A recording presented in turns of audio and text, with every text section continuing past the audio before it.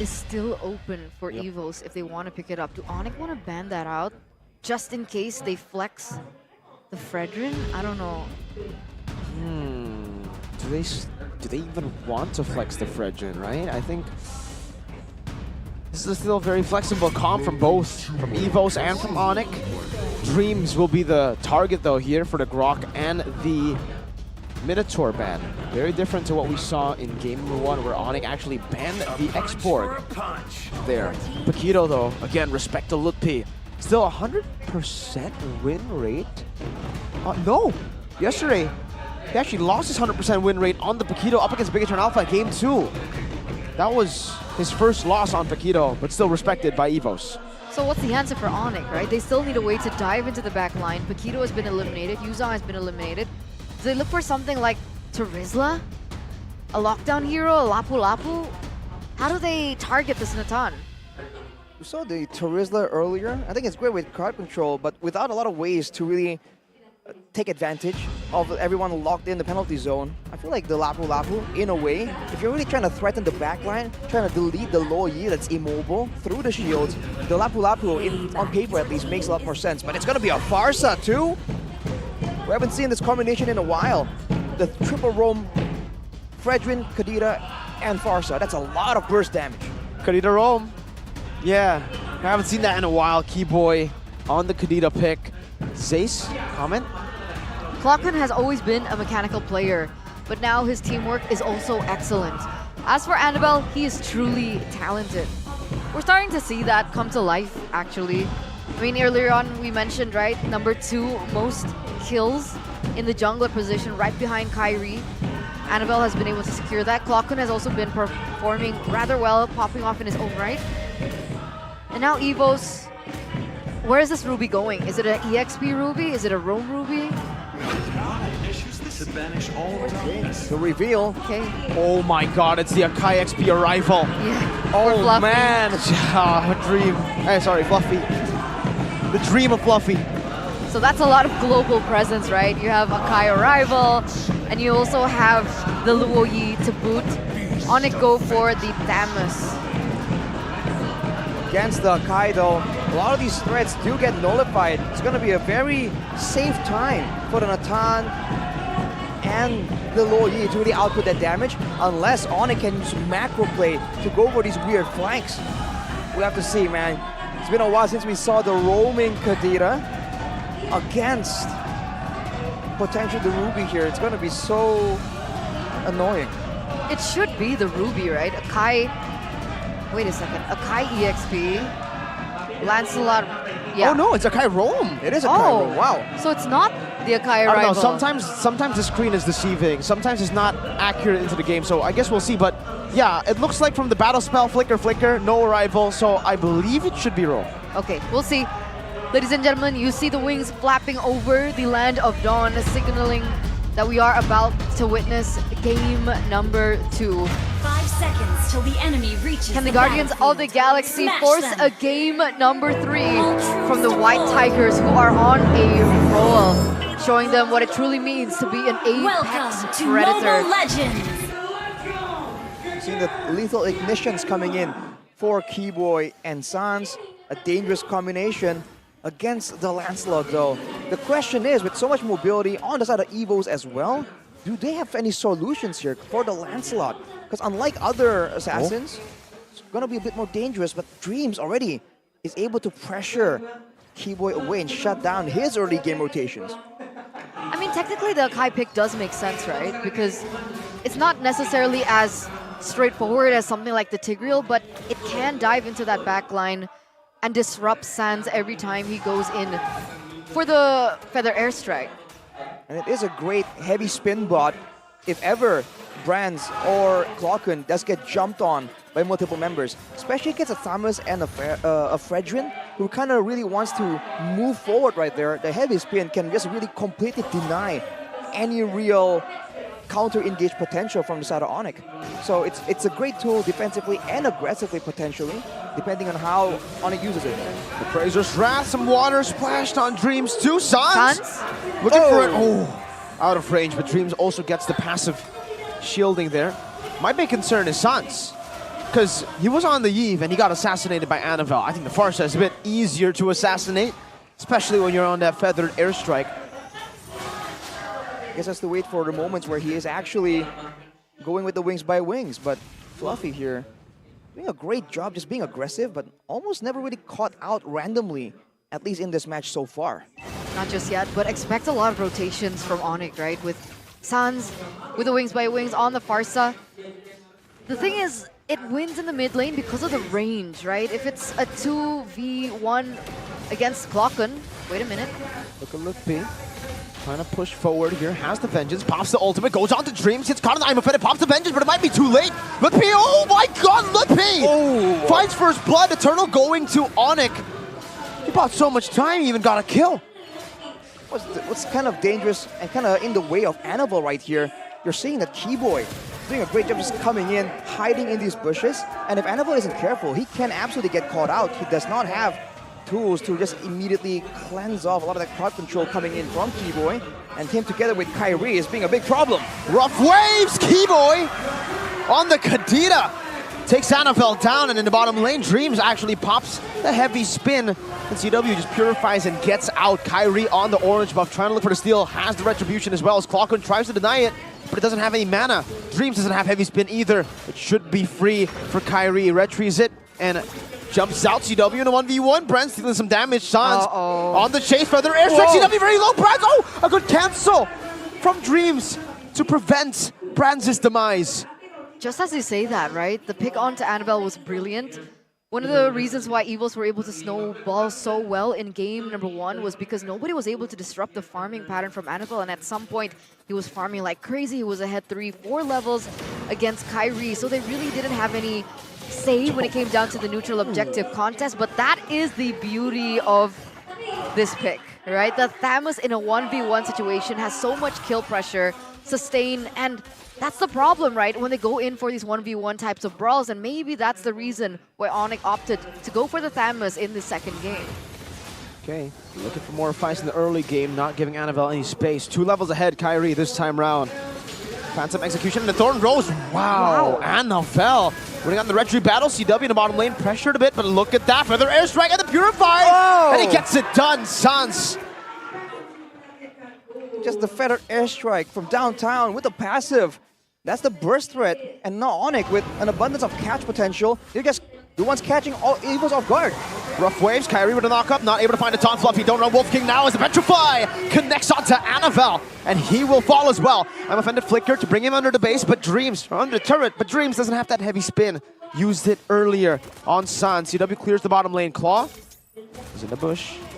BMI is ready. Dreams is looking for the chase, with CW just walks up. Dreams, CW purifies out of there. Lupi now zoning Fluffy as Kyrie gets the turtle. A 2.3k gold lead now for Onic. They are aggressive and they are not stopping here. With Giboy picking up yet another item on the board.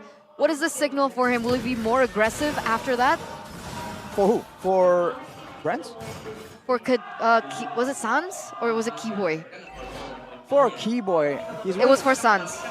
For Sans, I think he's going to go for a Lightning Truncheon soon enough to go for extra bit of burst damage. And you're seeing that there's a lot of damage and to survivability. The wins by Sans.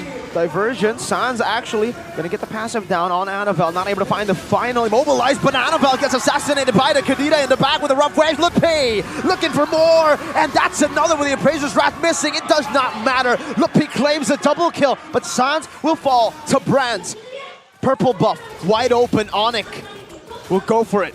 1-for-3 trade. Onic pick up even more value than ever. Brand's now getting a little bit pressured and harassed, forcing the fact that he had to use that battle spell, and Lupi going crazy. Let's take a little update into the items.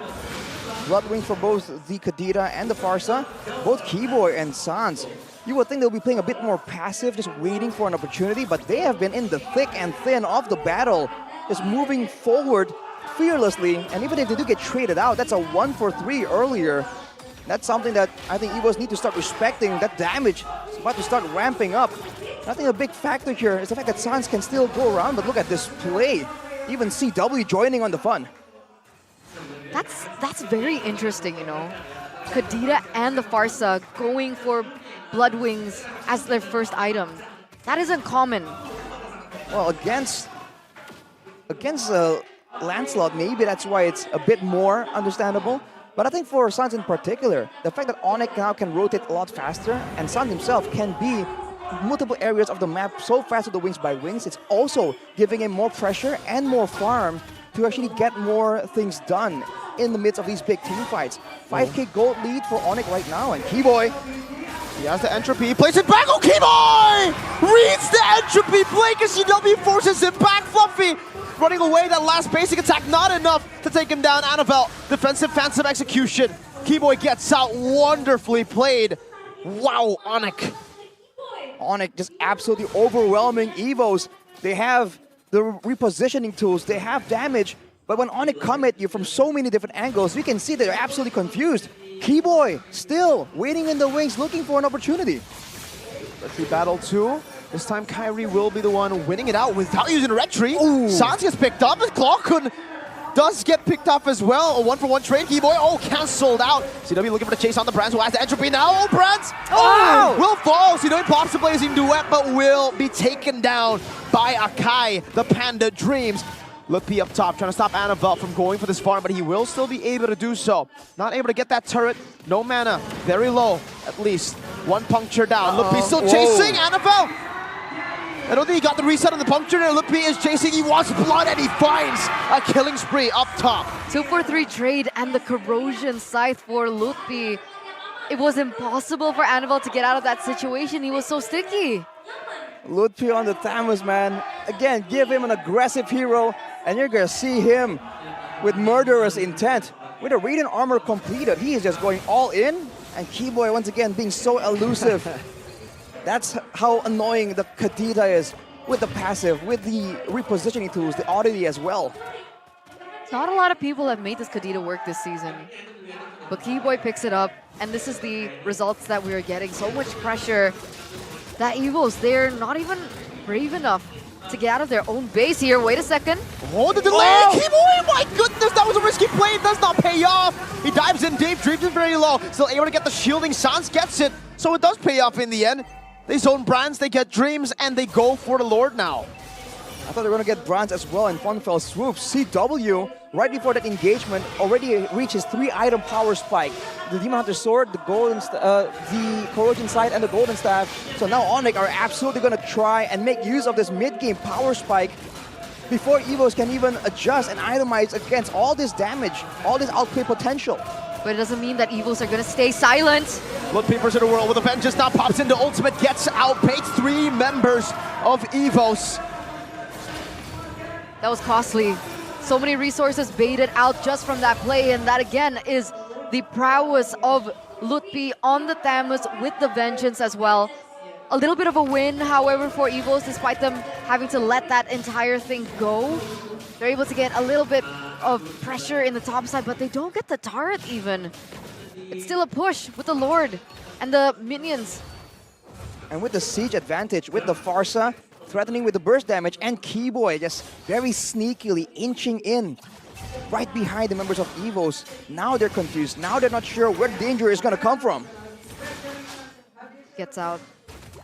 But that does signal that Onic are still perfect for the siege, right? Feather Airstrike still up for grabs. Keyboy can still go in as well. It's a ticking time bomb. Let's see if they're able to find that window. Fluffy used I'm offended. Annabelle trying to go and clear out the waves in the mid lane as that's going to be Onic trying to go for the siege up top. Dreams going to be knocked up, taunted up, and the Breath of the Ocean finds its mark as well. Rough waves. Dreams taken out by CW. Kyrie with the dash forward, the Praisers wrath and a taunt down on the Fluffy, who's still able to sustain for a bit as the Lord and CW takes the base turret up top. Wow, Brands is trying his best to clear, but looking at his inventory, he only has the Feather of Heaven and the Starlium. Not really enough damage, and he's always zoned away by the Feather Airstrike, by the Praisers Wrath, and even by Keyboy. Oh, 2-man, I'm offended by Fluffy as he pops in the flank. CW blazing duet to the back, finds them all, but look at the divergent rotation play. Able to find Kyrie. That's one. Keyboy in the back now onto Annabelle with the Petrify, the Breath of the Ocean. Annabelle dodges away. Keyboy gets a bit of HP, gets out, but the turret shoots him down. It's a 2-for-2 trade, but I gotta say that was great plays coming in from Evos, right? They minimized the damage, one inhibitor turret in the top side, Fluffy made a really great I'm offended play. I understand that it was kind of turned around by the damage being given in by CW. But granted, Annabelle with the outplays as well in the bottom side of the map. I want to see that again. Here's a replay, right on cue. Begins with Onic just being aggressive. They're clumping up together, and that's where the I'm offended is used. But immediately, Onic just turned it around with that blazing duet. Afterwards, though, everyone was going back, but Keyboy feels that I'm gonna trade my life for Fluffy. It's gonna be worth it. And technically, he's not completely wrong, right? Being the roamer, being able to take down the EXP laner, put him even further behind, make him less tanky. He can't really fulfill the same role that he was fulfilling in game number 1, being the main front line, main source of reliable crowd control. So now, without real solid frontliners, if you look at the items right here, for Dreams, he does have the blade armor. For Fluffy, Athena to try and deal with the burst damage, but immediately into the Immortal against basic attacks, against DPS. He can't really sustain that much. So Evos, they have no one to really move forward and take that damage safely enough to really be able to set up for any kind of counterplay. And we can see that. That's just going to be a free lord for the yellow porcupines right now. Evos, they still need a little bit more time. Oh no, Sans Holy Crystal. Yikes. CW full items as well. Is it possible for them to lengthen this game to wait for Brands' power spike? If they want to do so, they have to try and find a catch. Just punish one of these over-aggression. But look at that burst! Sans! With the artillery! That's what Brent can expect if he wants to participate in the next fight. Now we're seeing more Sans-esque plays. Just staying in the front here on the Farsa. And the problem is, what is he supposed to do? Uh-oh, Keyboy, is he going in for Annabelle 1v1? Oh, he used everything. Oh, no. Keyboy, that was disgusting. That was dirty. Unreal.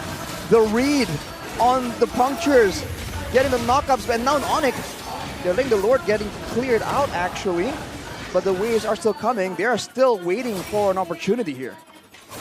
Keyboy has the Holy Crystal too, by the way. So that damage that you saw earlier on, that's nothing compared to what it's going to be like now. Look at that siege, that damage, Fluffy. Let's go for the I'm offended here. Oh, he does. He uses it. It gets baited out by CW. Meanwhile, in the bottom lane, Dreams trying to keep this base turret intact. Lutpi is doing a good job at zoning the back line right now. As that's going to be Keyboy once again with the rough waves, dealing so much damage to Claw and Dreams. Goes the Breath of the Ocean at the choke point. Annabelle with the puncture forward, but he does not have the puncture back now. Sans is looking for it. Thorn Rose defensively by Annabelle. Fluffy has the flicker, but he will not go for that I'm offended. Not just yet. 3 base turrets down. Interesting. Interesting. Feather of, no, Blood Wings for Brands. He's feeling the pressure from all this burst damage. Kiwo and Sans are doing an amazing job just denying him any real participation. And look at Annabelle, still always chased down at every single turn. Whoa. It's feeling personal here. Sans even popped the feather airstrike to try to take Annabelle down. It's a great play for Onic here. They know that the Natan, you have to try and deal with him. Usually we see him getting focused down, getting dove on, Lolita to block the attacks. Onic right now, they're using zoning, right? It's not just the feathered airstrike, it's also the rough waves and all these spells that Onic are just throwing down so that Brands has to always watch his step. It's not always fatal when he gets hit by one of those, but 1 or 2 spells alone will be enough to try to get him low enough that he has to back away. Well, he has the flicker, but now he's going to get chain CC down. Has the flicker in the end. Dispersion and the rotation comes down. His feather airstrike gets popped in as well. In the back line, it's going to be Lutpi all alone. Pops in a Vengeance and a blazing duet. CW melting them down. And I'm offended to stop this engage from happening. And my goodness, that's going to be Claw Falls. Lutpi traded as well. Keyboy finds Annabelle and Brands as well. Keyboy with the assassination of the back line. 3-4-2. Keyboy, what an absolute monster. 2-for-1 there. He was able to take out Annabelle and Brands in one fell swoop as a roamer. Now with 3 members down, 2 members alone, can they defend as Onic goes for it? Kyrie slowly going. Dreams. Immortality popped. CW looking to melt him down as well. That's a good knockup, and CW goes for the battle mirror image aggressively. Now straight for the base. An equalizer by the Sky Kings, 1-1. Welcome to game number 3. We got a convincing game in game number 1 by Evos, but now we get a convincing game by Onic in game number 2, giving us nostalgia from the good old Onic days.